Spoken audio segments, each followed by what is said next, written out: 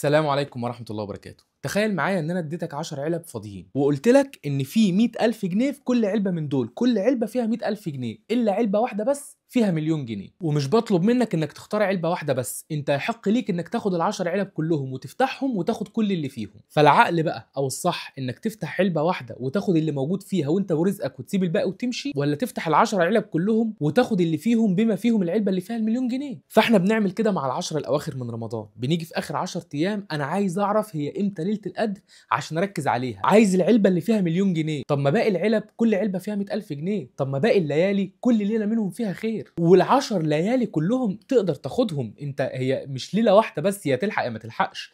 ما تاخد ال10 ليالي كلهم وكده كده هتاخد العلبه اللي فيها المليون جنيه في وسطهم. فما تقعدش تدور هي امتى ليله القدر بالظبط وتقعد تبص على شمس تاني يوم وقمر اليوم اللي قبله والليله دي ليله 27 ولا 29 ولا ليله جمعه. ما تقعدش تبص على الكلام ده، ما تاخد ال10 ليالي كلهم وافتحهم وخد اللي فيهم كلهم بما فيهم الليله اللي فيها ليله القدر. وبالمناسبه انت ممكن تكون ليله عتقك انت مش هي ليله القدر، يعني انت ممكن ربنا يعتقك في ليله 26 مثلا، يا عم في ليله 3. سيدنا محمد صلى الله عليه وسلم بيقول ولله عتقاء من النار وذلك في كل ليله.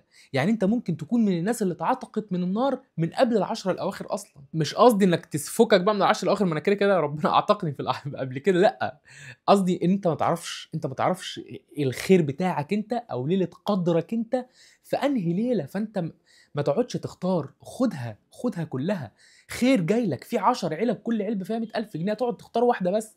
ما تاخدهم كلهم يا سيدي. انا مديك 10 علب كل علبه فيها بيتزايه، هتاخد بيتزايه واحده؟ ما تاخد ال10 بيتزايات، مع فرق التشبيه واختلاف التشبيه طبعا. فما تقعدش تنقي وتنشن وتختار هي ليله القدر امتى. خد ال10 ليالي كلهم على انهم ليله القدر، وان شاء الله ربنا هيبلغك ليله القدر. وما تنساش تدعي لي معاك.